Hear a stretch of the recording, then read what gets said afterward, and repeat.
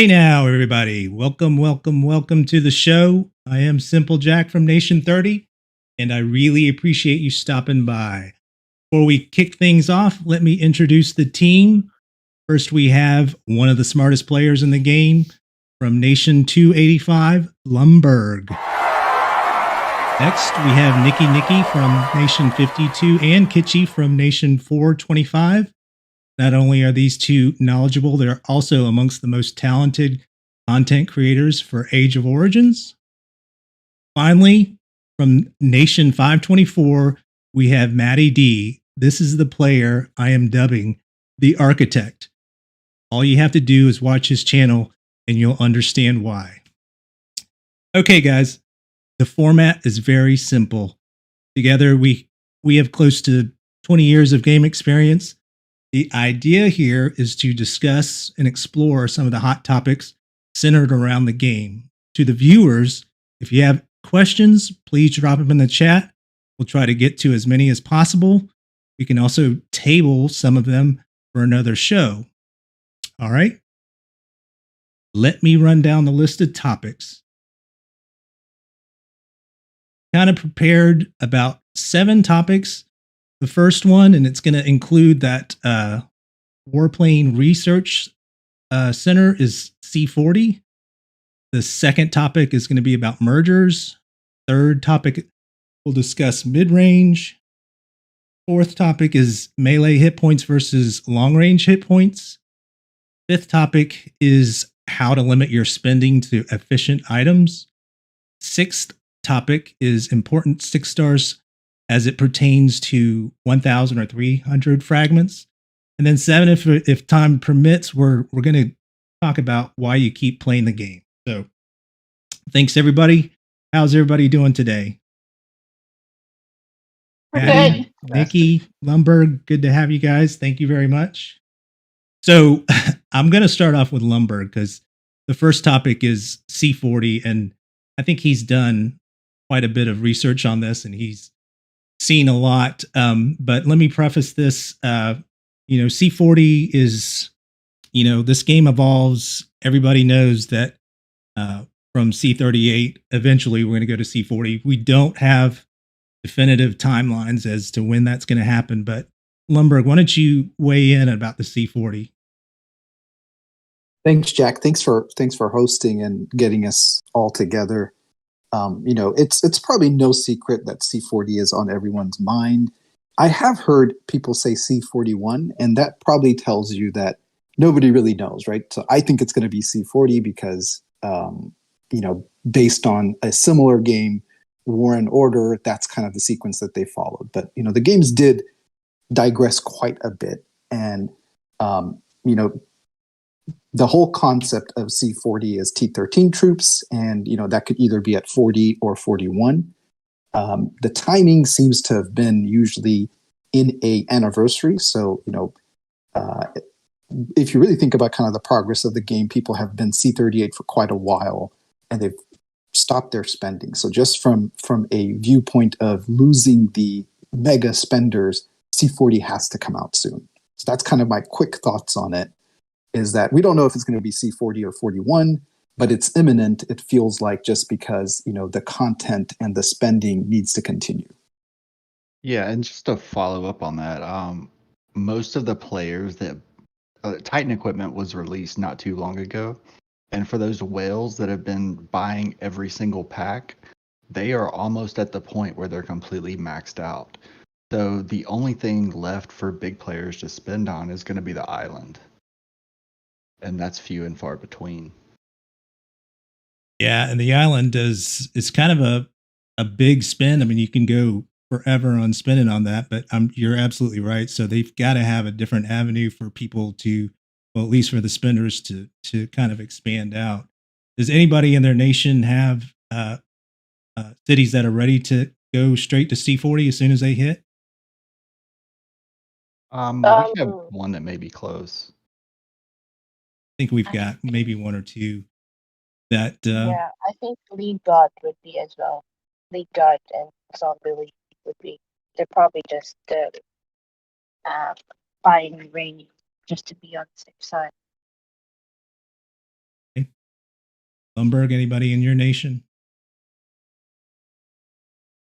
think there's probably two that might be close, but we're suffering from a lot of the big spenders just getting tired of spending or the game in general. This is a long game.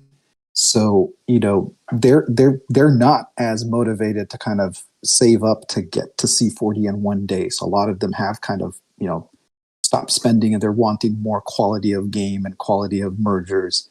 So there has been a little bit of a, shift. So, and many people aren't excited about it, right? C40 just means more spending and more differential between, the strong and the weak.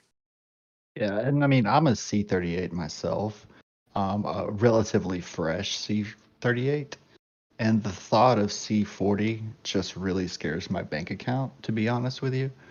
Um, I don't want it to actually happen. I think it's going to significantly increase the gap between the non-spenders and the big spenders even more than it already is.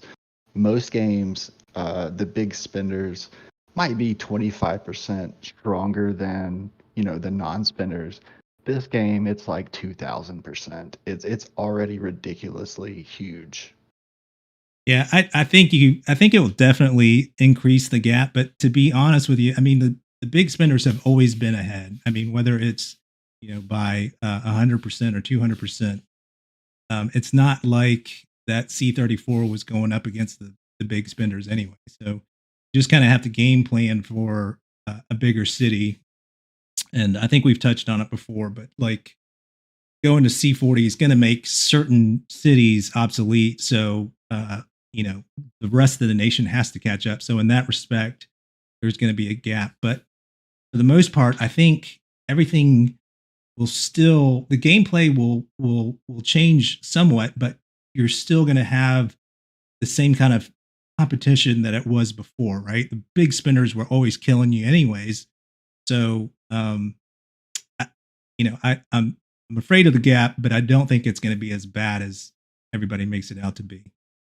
Well, now with the gap with the C38, if you have like a solo C38 hit, a well organized alliance, they can actually combat that just with sheer, numbers.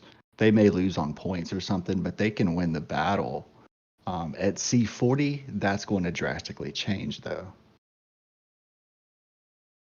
That's true. Nikki, dude, how about your nation? Do you have any? I'm sure you have several guys ready to step up. Like 3 or 4 of them. I'm not sure. I mean, the same as Lumberg. Many of them are not spending or are getting tired of the whole spending a lot on every event. Yeah. Because like the game progresses more when there's a lot of when the big spender reaches to the max point, right? But in the long run, it gets tiring. Yeah, that's actually one of the topics that we might be able to touch on today. Like, and I have a big opinion about that because this game really is long. And like, if you don't pace yourself, if you don't set this game up the way that you like to play, and you're always trying to catch, that brass ring, you're really going to burn yourself out. So that's Yep. a topic. But um, one of the points on the topic that Lumber put together was the pros and cons for Camel on the C40 release. Can you talk about that, Lumberg? Sure. One of the things, and Brian in chat brings this up, and I think that's a good point, is that you can see a sense of urgency that Camel has in merging, right? So they took a little bit of a break right around the end of the year period. And then there's a really renewed sense of urgency in merging. So merging is what they've figured out will keep the players busy and interested, right? I mean, Maddie's been very busy with his merger and just planning it, coordinating it, and then bringing everything together, right? So you can kind of see the sense of urgency in merging. That tells me that Camel is trying to, they're pretty smart, right? So they know that if they release, it's a very fine balance. If they release the C40 update too quickly, they're going to lose kind of all the meat for the people that will hit C40 to hit, right? So it's going to be no fun if you're just and you can even see this on some of the videos too, right? The C40s kind of leave each other alone. They want to go after people that they can massacre. If that group of people are that is available for mass massacre widely quits because the game becomes too disjointed between the strong and the weak, the game's going to die. So I think they are trying to match it with kind of this urgency around giving the people what they want with mergers, being more agreeable to that. And you can see that it's a very fine line that Camel is trying to walk between how do I keep my biggest revenue makers still engaged in the game while, not ruining kind of all the foundation that keeps them interested. So that's a fine balance. Yeah, so that kind of is a segue into something. Is I know we've got these mega spenders, but how many do we really have in the game that are at that level? And like 30 to 40, something like that. I would say that that's not even the top 10% of the revenue generated from the game, though, if you look at it holistically. Yeah, I'd never thought about that, but I don't know. I think the top spenders do generate quite a bit, but to your point, I don't know the number, but it just seems significant because I've seen comparisons where one top spender could outspend the norm of two other globes. It's Yeah, all no, kind of just absolutely. conjecture. They may outspend 5 nations, but if there's 30 ridiculous spenders and there's 900 nations, it kind of shifts the balance to the rest of the players, not those massive whales. But Camel will never release those numbers. I think to Lumberg's point, though, that the game just constantly has to evolve. It can't. If you ever stop, it's not.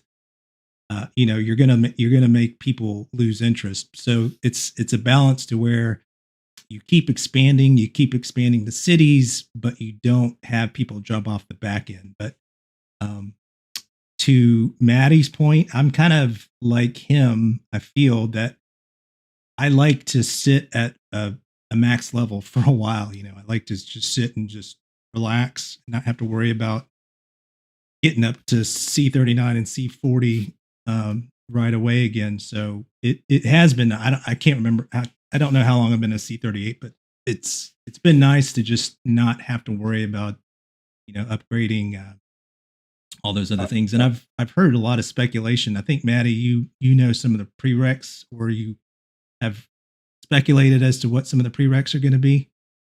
Yeah, I think Lumberg. I learned those from Lumberg's that's video, right. so he may speak better to that as far as the comparison to WoW. Well, I'll let you do it. It's been a while since I did that, and I forgot, to be honest. Oh my goodness, you're gonna make me wing it. So, WoW kind of mimics this game. WoW is Camel's mythical fantasy type game, whereas this one's like a zombie apocalyptic type game. The things that we see happening there tend to roll over into this game, and it was released how long before us? Do you know, Lumber? Yeah, they're about 2 years ahead, so they're on Yeah, their 6th year.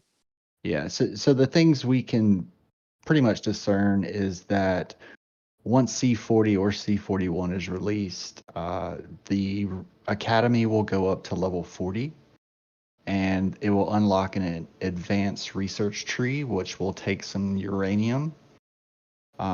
We can also believe that the Academy will be a prerequisite to go to 39 or 40, as well as the hospital.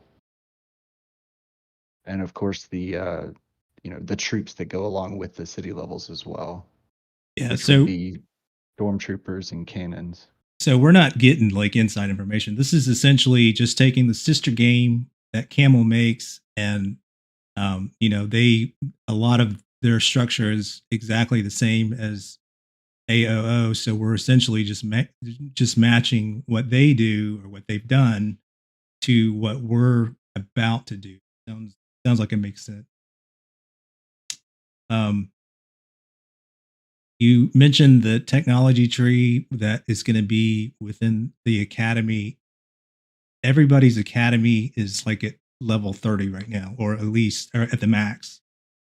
And if C40 comes out, I wonder if we're going to have to shoot that academy up all the way to level, 39 or 40 before we can start upgrading that.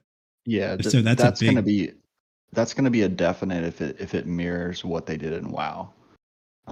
So yeah, that's a lot of uranium just to get that guy up there. that's heavy.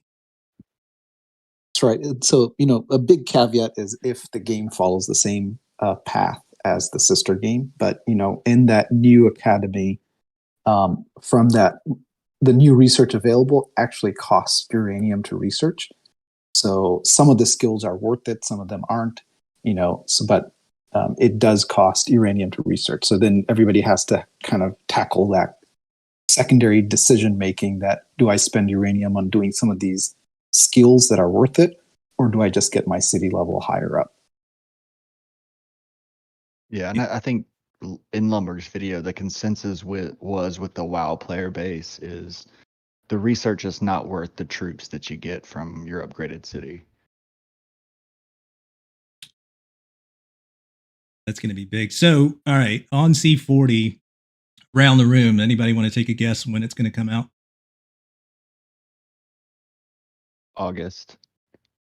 August. I actually guessed this month or next. Yes. The DSM guessed March. I'm guessing April. Nikki? I'm not trying to get banned. Yeah, I know. Nobody's trying to get banned. I mean, we're just all speculating. I mean, nobody has Yeah. inside information. Just talking You know, about it. Camel does not like us speculating. You know that. Yeah, well, my speculation in August is kind of based on that's right around the time that players will start to have Maria completely maxed. And the top spenders will have nothing to spend on. Yeah, actually, I almost totally forgot about this. So I think that new building is going to tie in with the new C40. Does anybody who Lumberg or Maddie or anyone does it have any information about that building? Just from what we've extrapolated from rumors. I mean, everything we know is rumors at this point. There's rumors of data mines and stuff like that, but we've got no real confirmation from Campbell at this point. So it's, anything we say could be completely wrong, and I don't want to guess based on that.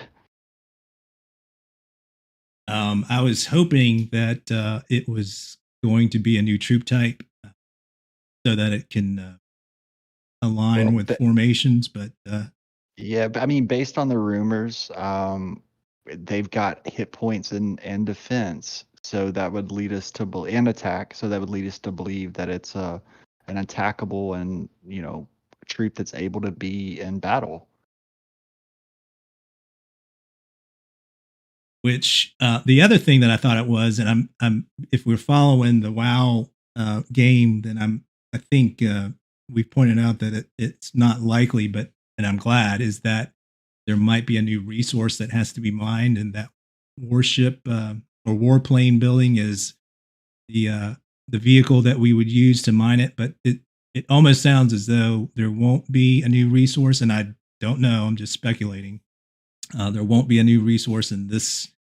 So that means it's either a new troop type or a supplement to a scout, or it's something that we can use in an event or any game or something. Yeah, I mean, based on the information we have, it seems to be a troop type if all the rumors were true. There's a couple rumors saying, it's a moon mining base, this, that, and the other. But if this game is really the sister game to WoW, we're not going to see a new resource type, and uranium will actually be, the resource for the foreseeable future. Very cool. All right. Well, I think we covered C40. We can kind of move on to the next topic. But does anybody else want to add anything about the C40 that's going to be released, or we believe will be released? Good. Okay. All right. Topic number 2 that we came up with is mergers. And again, there's another topic that can easily raise the eyebrows of Camel to say, "What are you guys talking about?" But some of the things that we were really asking or thinking about is, can you influence a decision and timing of a merger? And Camel's almost is going to say no because they have to, because that I assuming that wouldn't be fair. But have any of you guys ever seen an instance where you feel that that was not the case? I can say with certainty that VIPs can have an influence on a merger. To what degree, don't really want to get into that, but I will say with 581, they got merged very early compared to the other nations in the 500s, just due to their, they have 3 mega whales if you want to get down to it. 527, we just got a merger, and we had a little bit of influence on ours as well. Okay, so and it's just back and forth correspondence with VIPs, which you know may or may not have an influence. I mean, Yeah, and everybody's going to message their VIP and request a merger. I yeah, mean, that is a very common thing to do. Just because you have VIPs, don't think that you're going to be able to force a merger. It's, if you get all your VIPs together, you might be able to influence that a little bit more. Or if you have like just a mass congregation of mega whales like they have in 581, that definitely has some weight to throw around. I mean, every time that I've talked to anyone that's associated with Camel, they've stuck to the same story, which I believe in. That it's about activity, it's about spend, it's about logins, it's about unique characters within a world. So, and it's also about who you can match up with or who you can actually merge with, because they have to be similar. If you have two nations or three nations that are dissimilar, then you run the risk of one nation just totally squashing the other. So a lot of Well, things have to match up, and I think because of all those factors, everybody reads into it and they kind of speculate that, oh well, that was a VIP thing. So we're not really saying it's all VIPs. There's a lot of factors that go into. yeah, absolutely. And I mean, if you look at historical mergers, and I've tried to kind of dig into some, I mean, it's 50-50. Eh, half of them are going to be reasonable, and the other half are just going to erupt in civil war because you've got too many egos there. Um, every merger that I've heard of recently, though, I mean, it's almost as though every nation or every world learns from other worlds, to where it's like, look, we're stuck with each other. We can have a civil war if you want, but every time I've ever seen a merge recently, it's always gone really smooth. So I think people are really No, catching on. there's at least two this round that have not been smooth. It's actually very comical. Tell me the nation, because I want to jump over there and take a. I'd have to go look them up. Somebody brought it up to my attention yesterday. I have to get back to you on that one. Let me find it. Okay. Um, we had another tip or another point. First time merger worlds tips and advice. We've all been through at least two mergers. I'm guessing at least one. Um, what's some of the advice that you would give to new nations when they're right about to merge? Oh man, you got to get everybody in the same room. Oh, The yeah. leaders of the nation. You just got to do it. Yeah. I think, and this is coming from me being in other like nations like 357 and 320. Don't rush into, making an alliance with another alliance with another nation.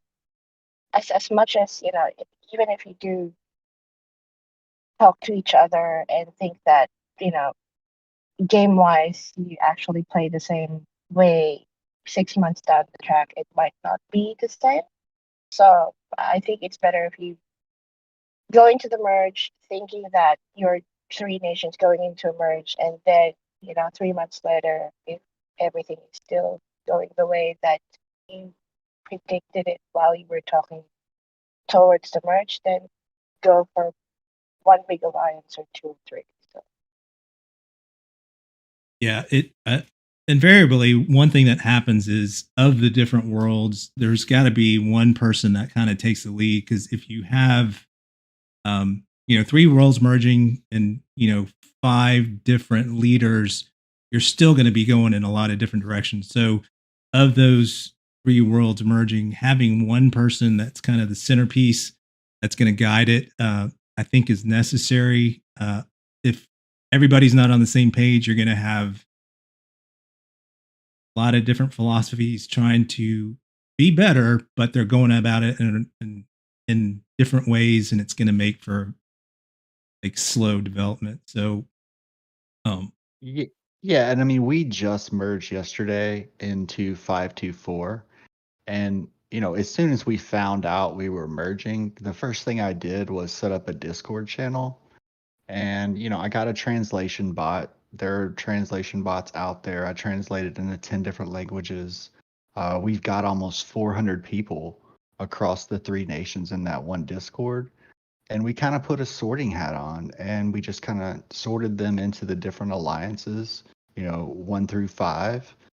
And we just made it as organized as possible. We split up the land, we mapped it out with benefit buildings.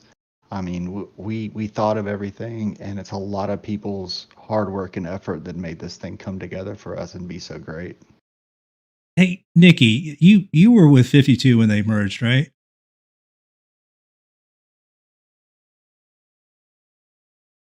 You're on mute if you're okay. Sorry, I was in the wrong Discord.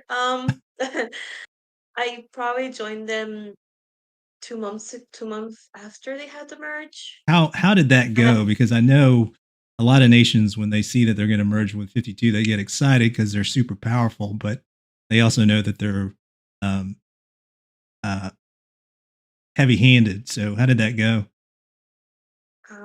from what I remember, what was it, 87 and 68?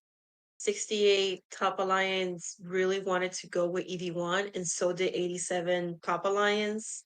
So the big leaders of those two nations really wanted to like get into 52 and EV1.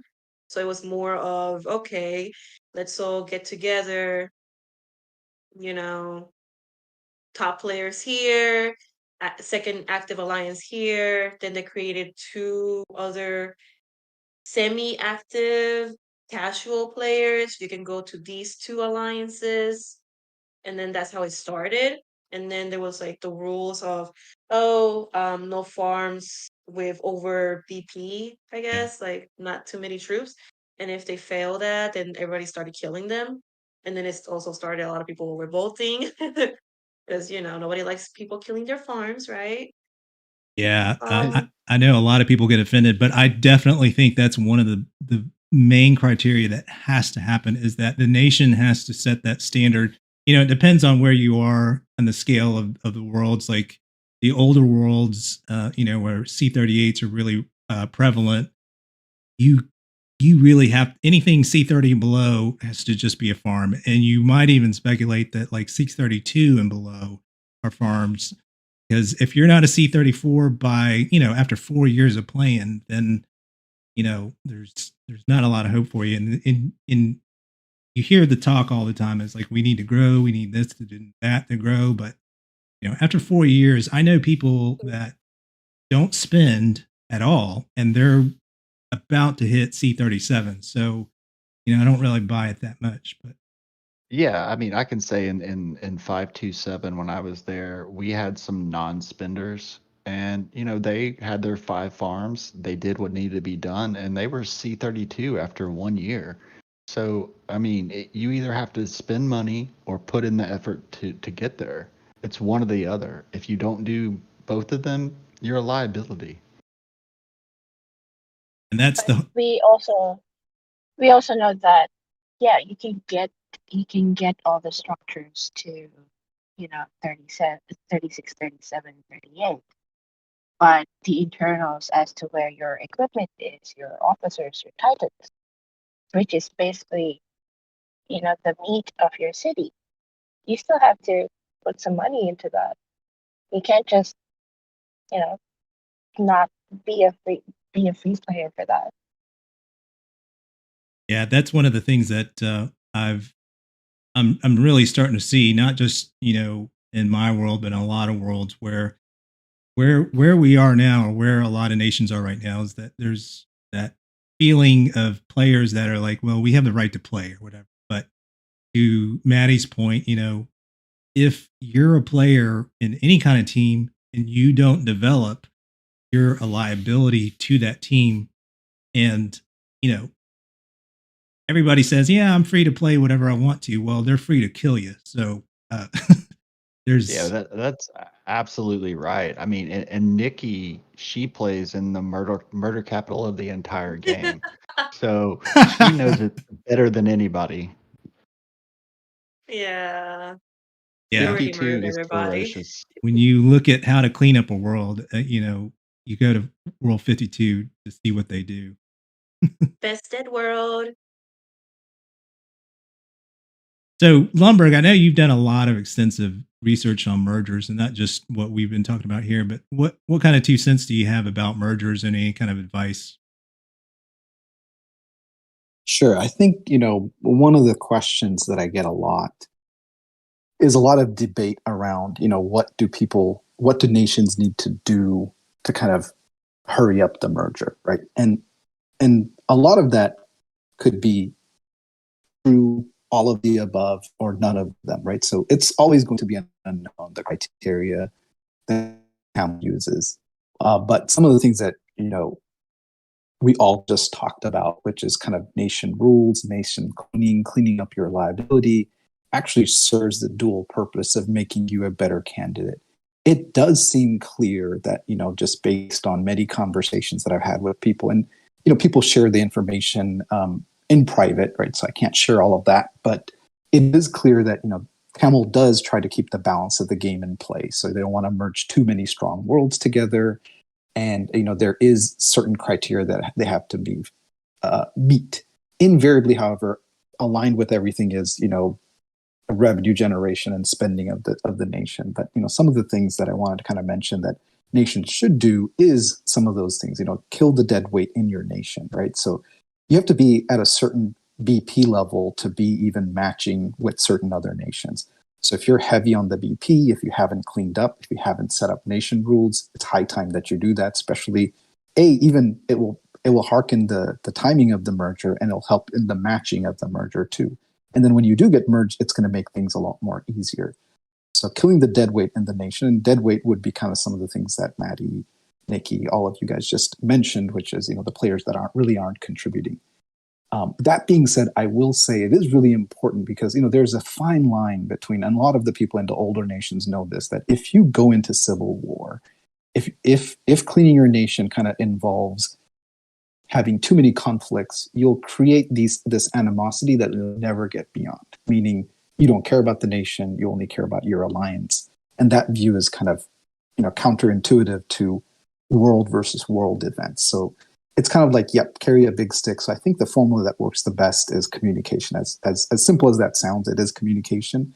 Having your strong players kind of aligned is really important, because if you have a dispute between your strong players, like your two C-38s, nation kind of flagship players, that's going to be the end of the nation. And you can see that in some of the nations. It's entertaining when you fight them, but you can see really that the two big move makers, when they clash, that's kind of what forces things apart.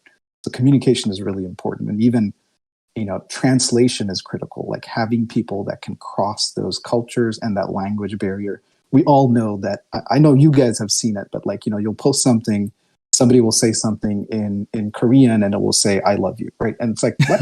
That doesn't translate. You paste it into Google and it's like not even related, right? So translation is absolutely terrible. and that can cause wars. So that's kind of my 2 cents. That can definitely cause wars. I've killed many of people over some mistranslation issues. I Yeah. think the whole mistranslation is part of Camel's plan just to pump up more wars because the more civil wars there is, the more the player is going to spend. And then everybody is spending to survive, or to be able to play the civil war and play events. So I think it's just part of Camel's idea of the whole mistranslation. I don't think they're not going to fix it because it brings them money. Absolutely. Uh, And if if you I ask, could go. sorry, if you ask Rusty or Glaren, they've uh, they've done they've done translation from like an emoji to Korean, and some of the emojis actually translate to Korean in "I will kill you" or something like that. And they actually had to tell Take him their out. VIPs like what is happening with this. It's like this is an emoji, and it actually gets translated into like die or kill you. I'll have to check that with Garen, but yeah, that was what was happening with their nations before as well, and that started wars. Does anybody know if, because I've heard that, Camel looks for translators. Do they take in those translators to work on the translating algorithm, or do they take them in to do like live translating as they read it? So here's the way that it works is they are trying to translate it themselves because it saves money. Google charges them per character. Oh, So it's kind of a 50-50 mix between what's translated with Google and what they are translating, from my understanding. yeah. I've seen languages in another language, a different language, where they would write out these huge texts, and you can use like a translation tool, and you'll figure out what it says. But then what the game translates, it's almost literally like a copy and paste from another post, and I'm like, what in the world is this? Yeah, So there, it's there may be some crazy. bugs. But going back to the topic of, what should your world do? If I could go back and do it all over again and, start in a new nation, I would basically set the rules early on and say you can't have over higher than, T4 troops on farms, and you must be C30 by 1 year. And, give them a deadline. And that sounds harsh. I've never heard of any nation putting a deadline like that on a new world. But that's really what's needed, because those C30s after a year, anybody below that is really a liability. I mean, they're not going to grow up. Yeah. But then you'll get those C30s that have T4 troops, but they have like 6 million. Well, if they've got 6 million T4 troops, I don't care. I know. I'm just kidding, They but can do we've whatever seen they it. want. They're actually Mhm. probably good, decent Titan traps at that point. I don't know that I've encountered. I've gone through one merge in an earlier nation, and the the problem is always trying to explain what a farm is. Like to us, a farm is something. It's a city that you hit multiple times to get RSS from. But yeah, some players don't consider that as a farm. They still consider it as a playable city. Yeah, and I mean, there's a slight point to it, because you can use your farms to kill monsters, and monsters arguably give better, resources and materials than actual farming. But that's a lot of work. Once you're into the game deep, you've got to go and do that on all your farms. I mean, it gets old quick. Yeah. Yeah, so I would agree. Like, probably the biggest thing once the merge is going to happen is get all your world leaders, get them all on the same page, and nail down the philosophy that you guys are going to follow. Because if you have, two C38s that are different, and, they're going to take their own alliances with them, you're going to have civil war. So it's important to have that point. But here's one thing that especially in my world, what I'm seeing a lot of is, when our world came together, there was a lot of different accounts. And as people, after 4 years, after people leave, a lot of people start collecting accounts because, somebody leaves, they give them an account or whatever.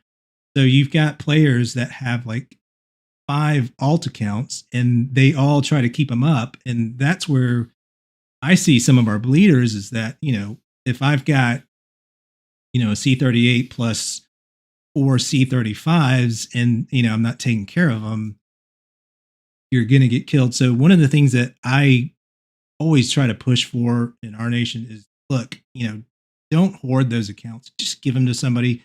Give them to somebody that can actually do something with it. Try to grow or do something. But over time, when you're playing this game so long, you get so worn out by trying to take care of so many different cities, and that's one of the things that, in my opinion, kind of pushes people away because it becomes a chore more than it is fun. So my advice is always, get rid of those people that have those hoard accounts and all those alt accounts because they're, eventually going to cost you. Yeah, if Especially in if wars. that person oversleeps one time, it's not just their main city, it's the other cities too that are feeding points. It's just not a good idea Yeah. because everybody oversleeps at least once. All right, let's see what else was on the mergers. Anything else on mergers that we need to tap?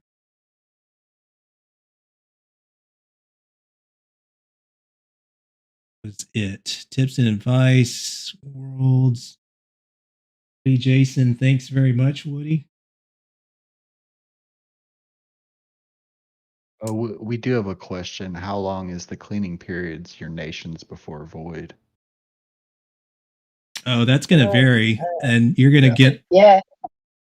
Oh, I'm sorry. Go ahead, Kichi. No. Yeah, it's gonna vary from nation to nation. Depends on I'll how say efficient. mine is 24/7. Yeah, 24/7.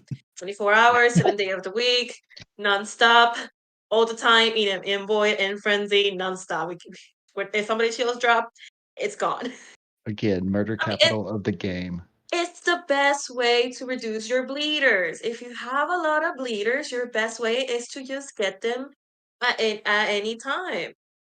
Not give them a chance. You just go ahead and you just kill it because when let's say you're in a void and it's really neck and neck that the points are really close to each other, and then out of nowhere, oh, what is this big gap? Why are we 2 billion gaps below? Oh, because your second alliance just did a defense, and oh no, they just gave so many points, and here you are back to square one. Now you gotta go back and get 3 billion points so you cannot lose. So that's why it's best to just get rid of them.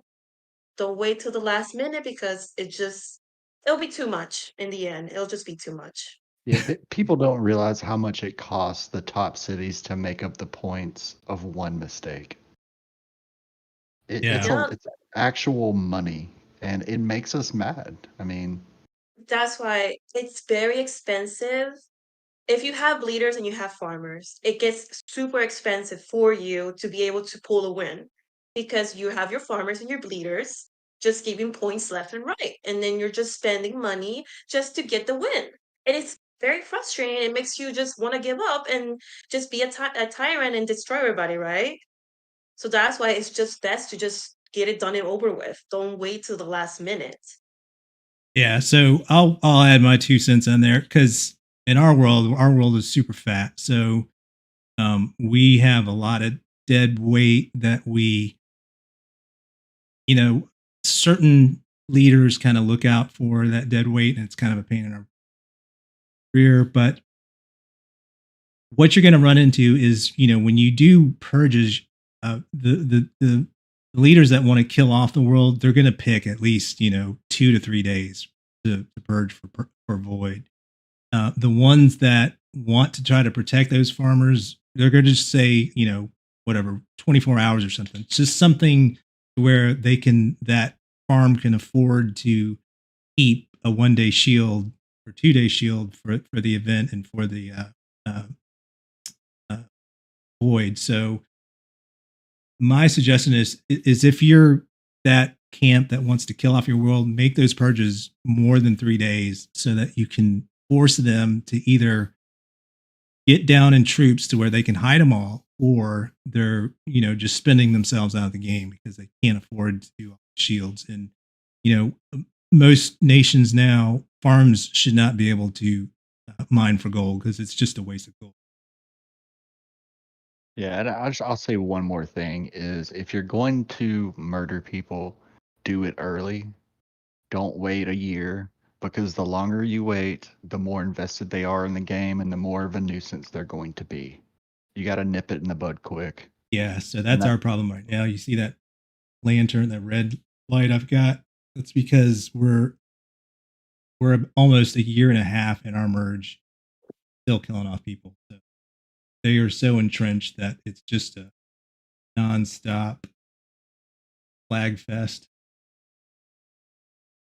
It's you can turn that off, right? Yeah, I know that, but I'm just saying that to Maddie's point, you definitely want to do it early. You don't want these, and look, I get it. Everybody gets a right to play, but everybody gets a right to kill you too. So you don't want to let the people that don't contribute to stick around long enough to where you're wasting money in events. Yeah, exactly. Push for a win. Because they're not spending, but even though they're not spending, they're free to play and whatever. The one that is spending is, the point of the game is to win events or to play. It's a war game, yada yada. But the players that spend and are pushing are the ones that can make the rules and can decide what the nation will be. Not the player that is like, oh, I'm just gonna sit here and do nothing, or I'm just gonna play the way I want to play. Well, the players that spend can play the way they want to play too. And I just think that it's, like I said, it's very important to just crowd control the farmers and all that. Yeah, I mean, someone once proposed the idea of a farmer cannon where we can, once a week, we can send one farmer to a world all on their own and they can just gather together in one big happy place. Yeah, I thought the island was that. Yeah. Yeah, send them to the island. There's an app for that. It's called Farmville. They can join Farmville. Yes. No, but it's also because I think with me, it's like I started this game when the pandemic hit out. So you had time to actually, spend 24 hours in Void or Frenzy. But now that almost everything's back to normal, I don't want to spend 24 hours in the game. Like I want to spend, a bit in the game, get points, kill something, and go to the beach later on. It's not doable anymore. Which is why it's also it makes you really angry that some people just say, oh, like I just want to play the game the way I want to play. It's like, no, dude. Yeah. Like if you have infinite time, I don't. Yeah, that's how you lose top players. I mean, there's one player that I found out I was talking about yesterday. His name was Tao, and he was an amazing player, C38, but he was carrying his whole nation. He just gave up and quit because he got tired of carrying his nation. Oh. Yeah, a lot of that happens. Burnout. It's better to lose your farmers than your C38s. I can assure you. Yeah, for because sure. the C38 is the one pushing the nation forward, depending the C38, because not all of them do that. Well, guys, Well, yeah, it depends on the C38.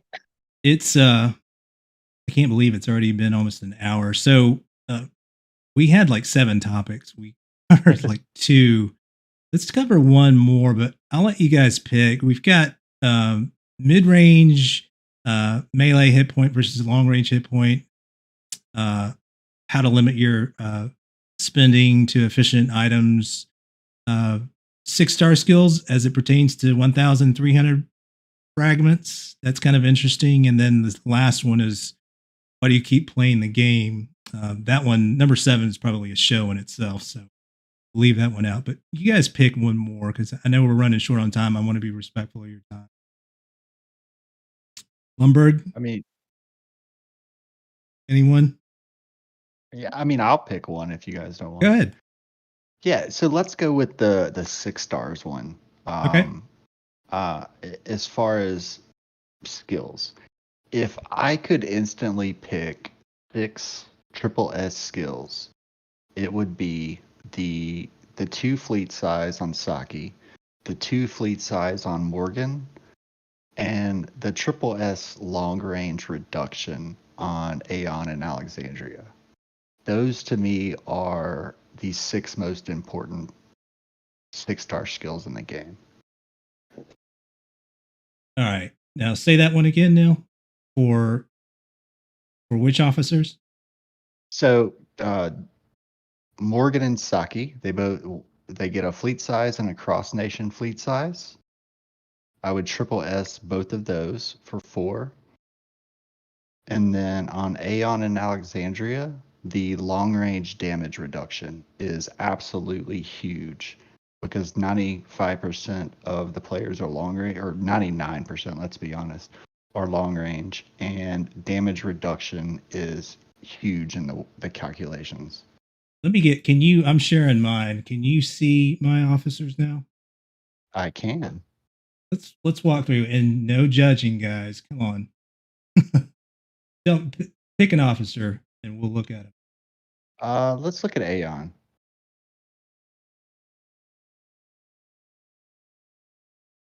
Okay.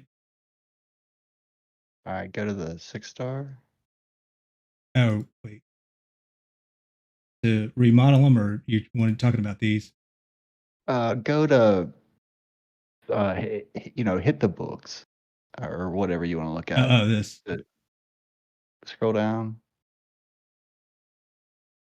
This app is. Yeah, the app there, the Windows app is garbage. I'll agree. Yeah, it's not letting me scroll. So, I'm just going to add a little bit to Maddie's comment, which I agree with. One thing to keep in mind is, which say you also want to cater how many elite order packs you're buying, how many fragments you're going to have, right? So Maddie's probably at the top tier, and some of us other people will probably won't be able to pick a triple S. So you can just cater that down to like you'll say, wait, double S is the best. But I'll give a good example just on fleet size. So totally agree. If you are going to spend something, 1,000 books on to get a triple S fleet size is it. And if you really think about it, unless you're in a nation where you really need to kill people, you probably don't need a rally size, and you don't need other than early game, you don't need Morgan's breakthrough skill. So if you're not using Morgan's breakthrough skill, that means you're going to have his fragments to play around with and hopefully get those fleet triple S. Right. So that's probably one consideration, that you want to save those books for Saki, where you're going to use her to get your breakthrough to all the way to level 18. So you want to be mindful in who you use the books on. So Morgan, don't use the books on, especially if you're most likely going to unlock Morgan to 6-star way sooner than you're going to be Saki, and you're going to be tempted to use those books on Morgan. But save that 1,000 books for Saki when you do it, right? So the key thing in this game is you will be rewarded if you actually save enough for that long-term view. And to echo kind of Jack's point, this is a long game, and you don't need to be jumping into something like you unlocked Morgan 6-star, wait until you get Saki. So that's kind of my tips on that, is like figure out what that you're going to use those books for, how much you're going to spend, where you think you're going to be, and wait. I know it's hard. I can't do it myself. Like you have it, it's sitting there, it's a lot of strength, and you just get tempted. Yeah, and back to the Morgan and Saki fleet size. So, and any 6-star skill in general, do not, under any circumstances, buy your first triple S skill. That is just reducing your rolls later.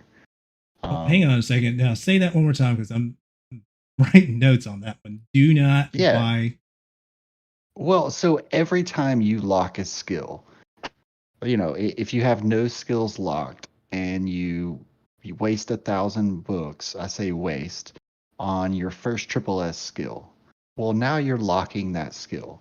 You're effectively reducing your rolls by half. Save it for, your third or fourth skill. Or in Morgan and Saki's case, save it for your second fleet size skill. Roll your first one, buy the second one with books. What is the strategy to, I mean, when you're trying to accumulate the fragments, I mean, you're obviously, remodeling over and over and over again. What do you do? What do you spend on remodeling for? Do you spend it on trying to hit that SS to SSS, or do you spend it on, like, say, for instance, if you can see my Saki here, I've got these three things, the three bottom ones I don't really care about. Do you spend it on remodeling all three of those so that you can try to accumulate your 1,000? Like, what's the strategy to get to 1,000 pieces? I mean, honestly, it's just either buying packs or picking up stuff in the exchange store. But looking at your Saki, if I were to have your Saki, you've already spent all those fragments to open up all 6-star skills, right? Yep. I mean, that's almost what, 300 fragments? Is it 50 or 58? I can't remember I think it's per. 58. Yeah, I think it's 58 per. So, I mean, you've almost spent 300 fragments. You're there.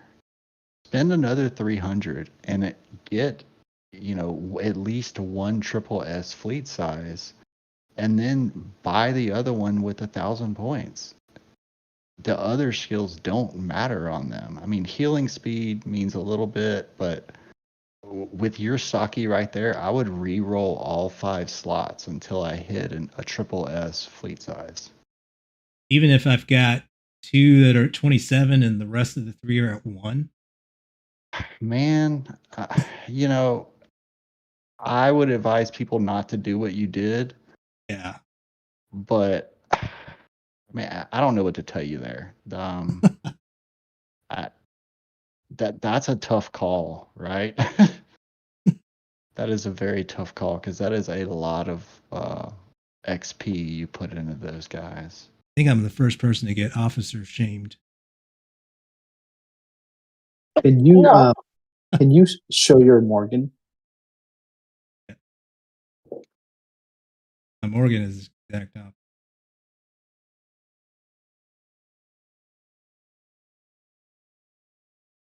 See him? Yes. So Oh, you rolled early. when you what do you do with your Morgan fragments? I haven't been buying Morgan lately, so nothing.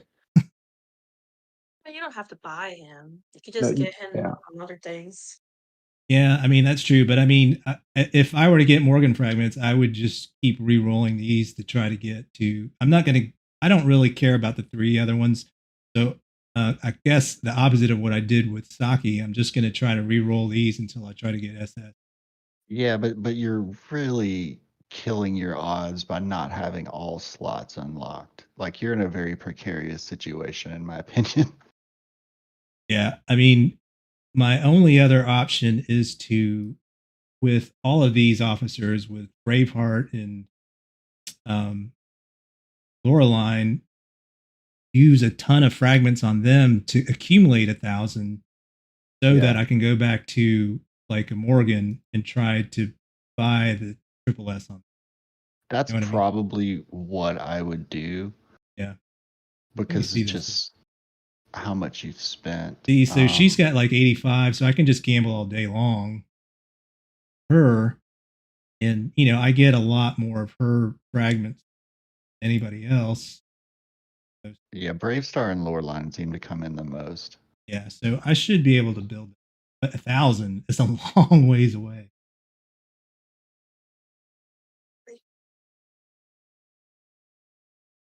But like fleet size, in my opinion, is king in this game. It serves so many purposes.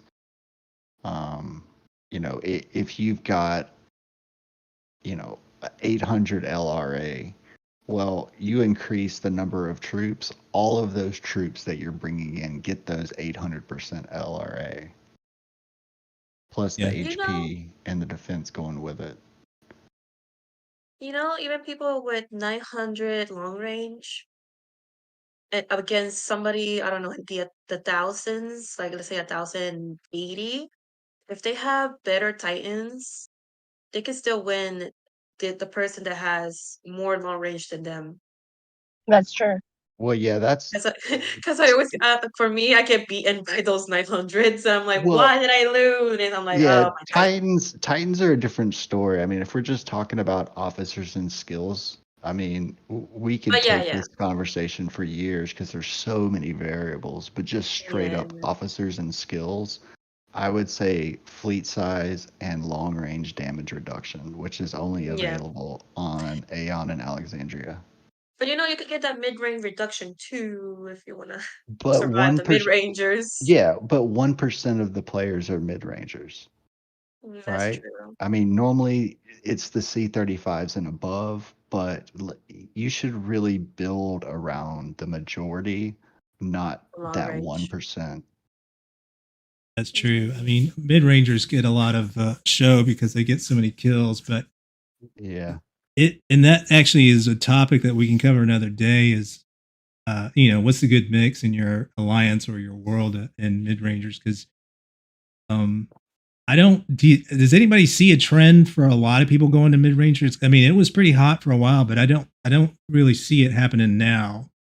I feel like it'll It, happen once T13s come out, maybe. yeah, well, once those stormtroopers hit, mid range is gonna be crazy. Probably a lot of people switching, but I think the later worlds have a lot more mid rangers than the early worlds because the early worlds pretty much already locked in their stuff and it's too much of a pain in the butt to go Oh, for back and sure. change everything. But the later worlds for sure. I mean, in my line during our merge, when we looked at everybody on paper for our number one, we only had one mid ranger. So I asked for volunteers to switch because I would like to at least have 10. And wow, that's I mean, they're killers early on. I mean, oh yeah, for sure. Yeah, they can steal the show. I mean, like 114 with Asahi, she or he. It's almost impossible to beat her with Oh yeah, in she's a like a void beast. because she just kills so much. And I mean, if she withdraws on even on bad fights, she'll still kill. So, yeah, that's a big mid-range thing, right? That they'll hit and then they'll retreat and they'll get a buttload of kills and barely lose anything. If they've got Alexandria Rescue and Aeon Shield Pop, they lose nothing. yeah.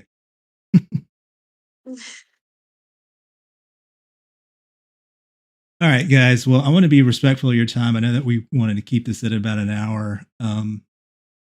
What else on the 6-star? I mean, so essentially, when you're gambling, you want to build up those 1,000 or 300 fragments to purchase those.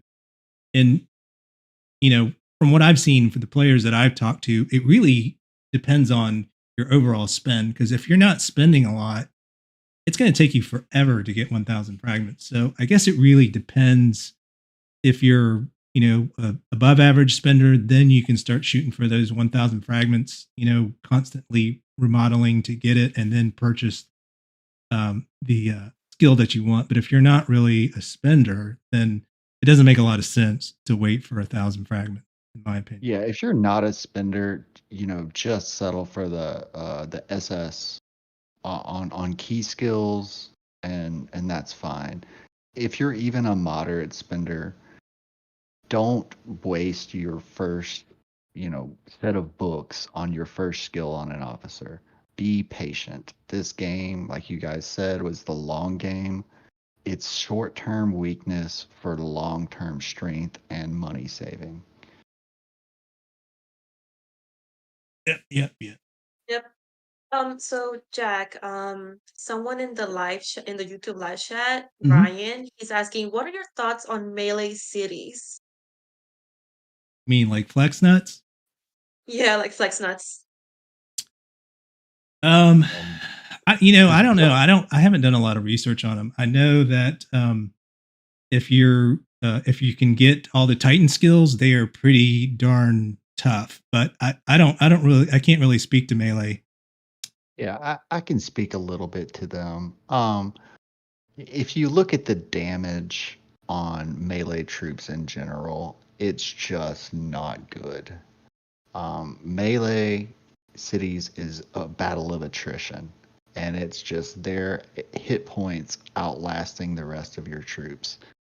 Boss 2 and 581 is a huge melee city, bigger than Flex Nuts. If you watch some of his uranium mine battles, they go on for like a minute and a half sometimes. I mean, it's really just attrition. Is it good to have one melee player in your alliance for Elite Wars? Absolutely. But it is a very expensive build, and I would not suggest that for the average player.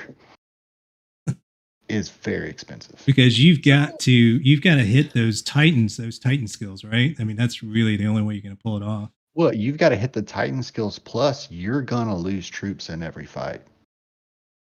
Question, which one is the most expensive, melee or mid-range? Melee. For sure? For sure, because For sure. you've got to get those Titans maxed. That very first awakening skill, Empress Escort, you need that sucker maxed. Yeah, I see. Yeah, I'll Because how second that. many shredders can you go in one recruit time compared to how many stormtroopers?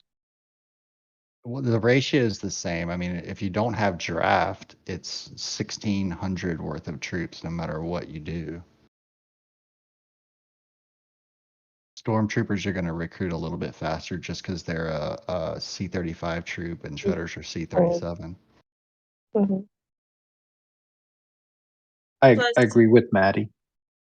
and plus with the troopers, you recruit more of them than recruiting shredders. I guess like the timing of recruitment. No, you Or actually recruit shredders faster than you recruit troopers because troopers you only get from one building, whereas shredders you can get them from two buildings. that's true. The ratios are the same though, right? One shredder is worth 10 stormtroopers.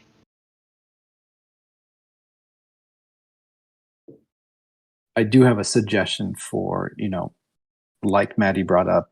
I think he was referring to Big Boss's second city.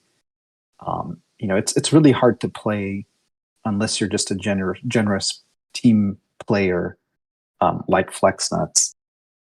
And I think that you definitely need a heavy amount of spending to be successful in melee. But those second cities that people get is not a bad idea to customize and make into that melee powerhouse, right? So the concept is, if you have a bunch of people with second cities, that's some playground. There are probably spenders that quit. They have pretty decent Titans. That's if any of them are a C-37, those are good candidates to kind of make into that melee powerhouse as your second city.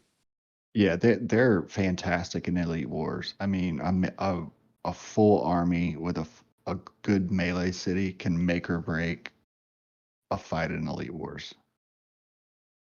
They're painful in global conquest as well. Yeah, global as well. Yeah.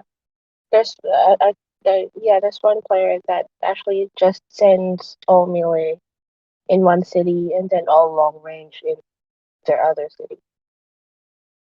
Oh. And when they do hit, it's painful. I didn't realize how expensive it was. I noticed that I can't remember who told me, but their fights like last forever. Yeah, it's if you go into 581 and look at the elite or the uranium mines. I mean, if the big player hits boss's second city, it's a long fight.